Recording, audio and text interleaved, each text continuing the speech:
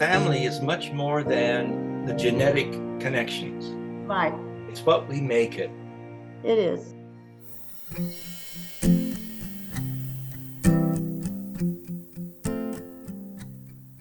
I see trees of green, red roses too.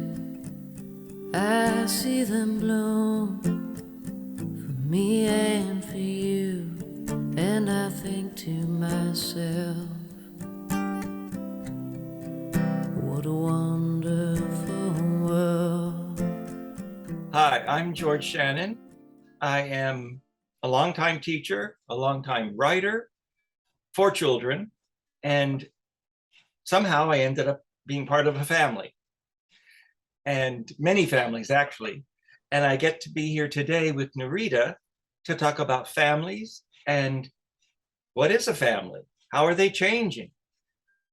Do we want them to change? Have they always been more different than we expected? So please welcome Narita. Tell us about yourself. My name is Narita Cannon. I have been a wife and mother. That's all I know. I am at the Boulevard in St. Charles, which I really like it here. It is a fun place to be, do lots of interesting things. But I was married for over 50 years with 3 children, and a wife and mother primarily is what I did. I mean, I did some work outside the home, but not a whole lot of it. So in other words, you work 24/7. That I work 24/7. Yeah. Like I said, I was everything. I was a chauffeur, cook, bottle washer, whatever a mother did or a wife did, that's what I did. Yes. So you deserve to be almost retired. Well, I am now, because they do all my cooking, all my cleaning. So all I have to do is enjoy myself. I like that idea. I do too. So I'm curious, it sounds like you had a traditional family with a husband and 3 children. Right. I know that was what I was lucky enough to grow up in, a father and mother and 3 younger brothers. Right. But I also know that in my little village in Kansas, there were families that did not match that description. What families do you remember from your past that didn't necessarily match yours, but you still saw them as a family? Well, my aunt lived next door to me. Mhm. My mother's sister, and she had children, and her children, some of her times her children lived with her, and then of course those children had grandchildren. So it was a mixed family, more or less. A mother, father, daughter, grandchildren, and it's, to me, they were still a family. I mean, even though there were different generations there, they were still a family. And those, I guess you would call them cousins of mine because of my mother and my aunt's relationship. And we played together. We ran in and out of each other's house. And, to me, they were still a family, even though it was a multi-generation family. They were still a family. So Excuse me, have been lucky enough to travel, and I've experienced it in some cultures. Multi-generational families are the norm. yeah, You marry, you stay at home, then the grandkids stay at home. right. And that's aunts and uncles are very, very large families compared to what we tend to have here, as some people call the nuclear family. Well, yeah. And then in the neighborhood that I grew up in, there wasn't anything that we couldn't do that we weren't reported on. Oh, I mean, yes. The neighbors looked out for you, and my mom looked out for the neighbors' children. There was always an open door policy in the whole neighborhood. I mean, it was, and that, to me, it's like they said, I think it comes from Africa, it takes a village to raise a child. Yeah. And that's kind of what, that, in that neighborhood that I was in, it was a kind of rural neighborhood, but there was a few houses. And, of course, it changed over the years that I lived there, but still, Yes. And I like that idea that the family does stretch to the neighborhood. right. And I also grew up in a town of almost like 1,500 people. So everybody knew everybody's business Yeah, and everybody would report. So in that sense, the entire village became the family. right. Yeah. It was, but that, that was quite a few years ago. Mhm. When I grew up that way, and most of the kids we went to the same school, from kindergarten on through high school. A lot of the kids I graduated with, I started in kindergarten with them. So, it wasn't you didn't move around like you do today. Yes. And then I recently moved into a condo apartment complex, and I almost don't see anybody. Everybody's busy going to work and coming home, and you don't see anybody. And I don't have that sense of somebody's got my back. Mm-hmm. And I think that might be part of what a family is. Somebody's got your back. Right. It Even if is. you don't want them to, they got your back. Yeah. Yeah. That is, after I got married and moved out of my mom and dad's house and moved in with my husband, and over the years, we moved, our final move was in a neighborhood, and every morning the women got together and had a kind of well, I guess you'd call it a coffee clutch, where you sat there and had coffee and had a little snack and talked over the day and what the kids were doing, and that type of thing. And that was another, like you said, we had each other's back and we knew what everybody was doing, and if there was a problem, we knew about it and helped out as much as we could with whatever problem was, that could be taken care of that way. Did you ever have? I remember when I was young, my mother would have what they called come as you are parties. Mm-hmm. That somebody in the group, that extended family, would just say, "Come to my house. We'll have coffee and donuts now." And Yeah. women would show up at my house in their pajamas and slippers. Yeah. Just to get together. It was their spontaneous sense of family and Right. that give and take. Yeah. Yeah. Well, we did that, like I said, as a young married couple. We were in this neighborhood, and that's what we did. We would get together, and they could come on over and have a cup of coffee or a glass of tea or whatever, and so we would sit there and visit. Now, I remember when I was a child that there were many, when I think back, there were many families that didn't have two parents. But I don't remember feeling or hearing. I was a big listener or an eavesdropper.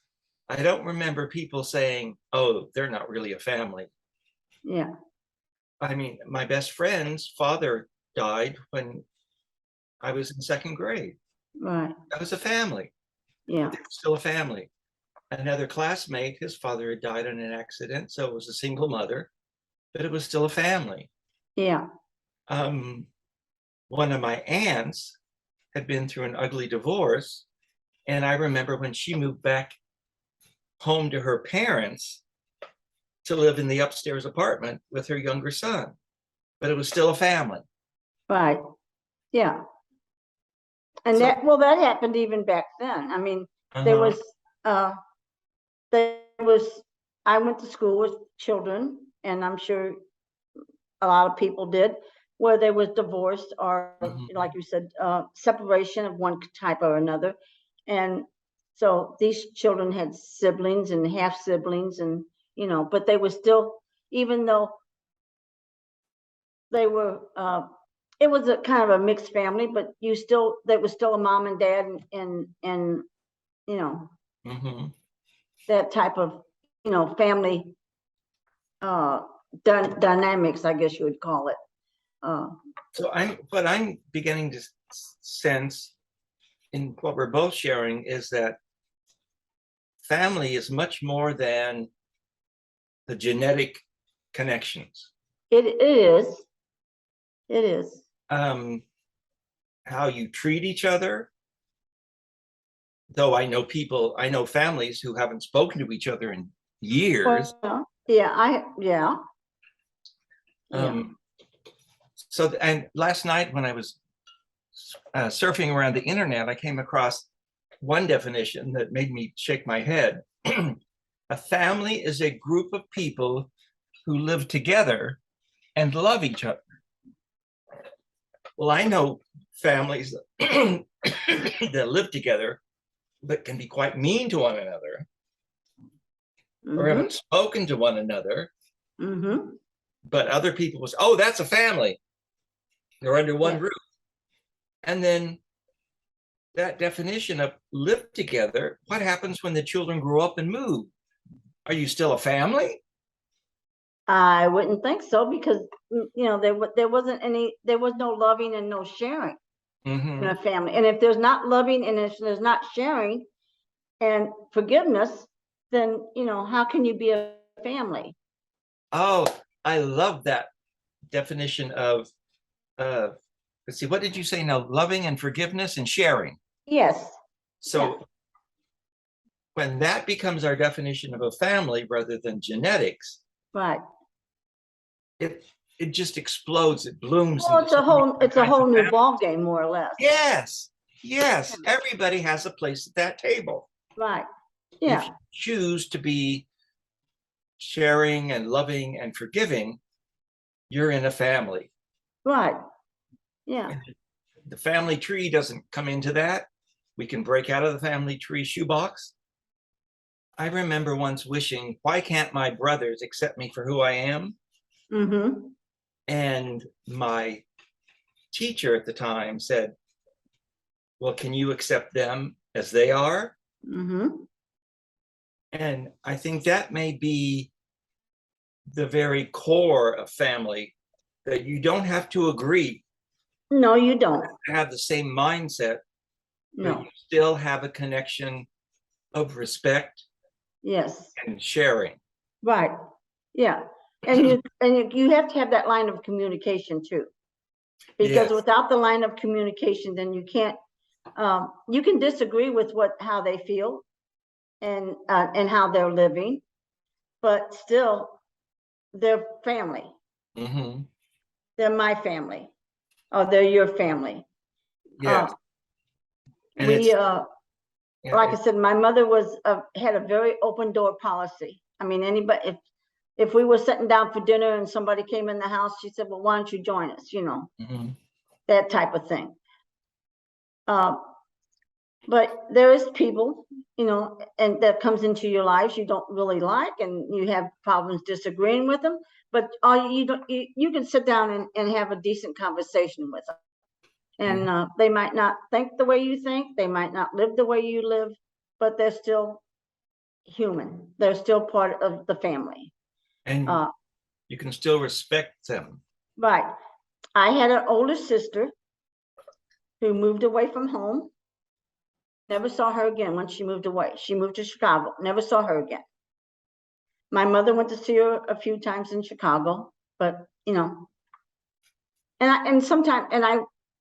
I questioned, well, I couldn't question her, but I just wonder what turned her off from the family. What happened to her feelings that she had to turn her back on the family? My mother raised her. She had a son, and her son. She left her son here with my mom, and she moved to Chicago. Never came. She kept saying, well, I'm going to come back for him, but she never did. She had 2 other children, and my problem with that was, now my other sisters and brothers said if she ever came back into our lives, they would not talk to her, but I would talk to her. I would open a line of communication just to find out what happened that she felt that way. And I'm sure there's other people, other families who have that same problem with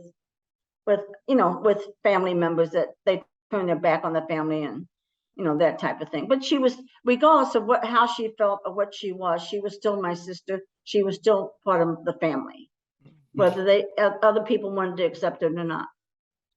Well, and that makes me go back to at one point, my three brothers and I had a major clash. Basically, from my point of view, them telling me I shouldn't be around their families or our parents. But then when my father was diagnosed with final stage leukemia 20 some years ago, we immediately came back together. Right. We were there for our parents, And anything else did not matter because we were family. yeah. And one of the most maybe treasured moments for me is that all four of us were with our father as he passed away. And that makes a difference. It does. We still have major disagreements. Right. We're not that close. Right. No, when push comes to shove, we're there. They're going to be there for you. Yes. Yeah. Vice versa. Yeah. Yeah. Are there? Oh, go ahead, Narita. No, I was just going to say the same thing. Both when my dad died and my dad died first. You got to realize there was 20 years difference between my mom and my dad's ages. Ah. And so we was were your there mother when my or was your dad the older one? Right, yeah, my dad. But anyway, but we were there when my dad died. We all gathered around my mother and supported her during this time. And then when my mother died, other than my older sister, the family came together again. Well, we weren't that separated because we pretty well still lived within visiting distance and of my mom. So, it wasn't a big thing because we did communicate and we did get together for special occasions and things. But we were still there. But my older sister never did. So, and like I said, I, wonder sometimes. And I wonder what she told her other children, the two children she had, about her family. I don't know, but that takes me back to when we were there, all four of us, for my father's final weeks. It was the first time that I realized each of us experienced different childhood, even though we were in the same house, right, had the same parents, right, that things my father did that would hurt me or irritate me had no effect on one of my other brothers. So it helped everything become a little bit more, I don't know what the word is, just there. right. That each person in the family interprets their family in a slightly different way. Yeah, Like, well, yeah. We all do that because there was 8 of us. Oh, wow. But what I remembered from my childhood, and when I would talk to my sisters and my brothers, they didn't see it the same way I did. So we all go through that. And when I was raising my own children, they all had, the 3 of them had different I had 2 sons and a daughter. They all had different personalities. They all reacted to different things. And even in school with they weren't none of them were the same students. All of them were their own special students. I tried not to compare them to one another, and I didn't. I just told them that they had the best of both of us. They had the best of both me and my husband. So, I tried really hard not to compare them, but we were still family, regardless of how we felt about each other or what we were going through at the time. We were still family. Mm-hmm. And the same thing with my 8 brothers, the 8 of us. Regardless of what we went through, we were still family. yes, you have a sense of beyond your parents and your 7 siblings, that there are other people that you would count as family in some way or another? Oh, yeah. Yeah, in fact, I tell people I have 2 families. I have my physical family, and I Mhm. also have a spiritual family. Ah, yes. Yeah, see, I have a group of friends that I could call family. We got married, most of us got married within the same time period. We all had children in the same time period. So we all kind of went through the same thing.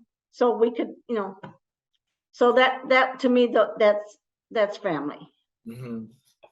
And that That, makes me think of, I often nowadays hear the term chosen family. but, well, yes, that could be that.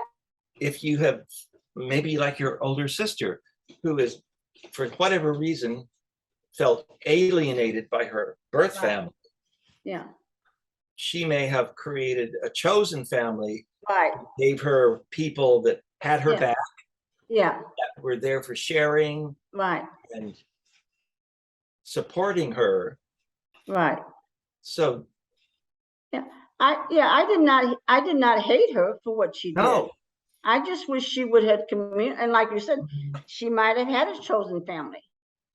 She decided, okay, I'm going to turn my back on my family, but I am going to create another family. And I hope she was able to do that. I do too. Support. Yeah, I do too. Mhm.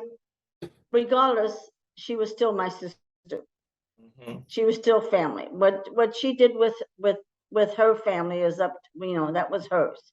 That was her business and had nothing to do with me at that time, that particular time and place. Do you these days see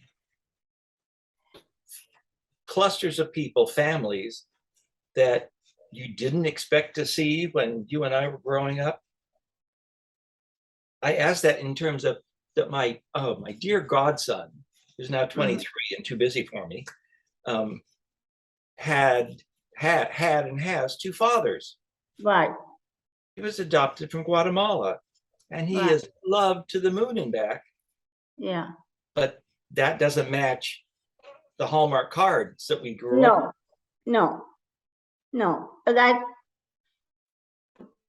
Family is what you make it. I love it. Family is what you make it. I love it, Narita. Yeah, And that encompasses what we're born with, right, how we handle it, right. how we nurture it, Yes, and how we open ourselves to other kinds of families. right. It's what we make it. Yeah. Regardless of what a child is, or what, they go up to be, we still can encompass them into our family. Yes. And there are times, as you talked about with your older sister, I have moments of grieving because my godson is, young, happening in San Francisco, Right. making his life, and I feel left out. Right. But For you're now. not. I know. And I work to remember all the times we shared as family, and nobody can take that away. No. It might And that's not be, what you have to remember. yes, it might not be as active right now, Right. but those connections are always there. They're going to stay with you. Yes. And Yes. what a gift that is. Because you can look back and think, okay, right now, I'm not seeing them in a good light, but you can also look back and say, well, we really had a good time. Mhm. We had some fun, we had fun times together. Yes. And I would suspect if a family only had good times and no bad Right. times, Yeah. something's going on. They're not being real. No, they're not. They're not living in a real world if they feel Yeah. that. If they feel like everything is going, if everything is, they're happy, everything is a bed of roses, they're not living in reality. Yeah. Because that's not life. And I think that's maybe the final thing we can add to family is that it is the good, bad, and the ugly. But that's right. And we're It still there. is.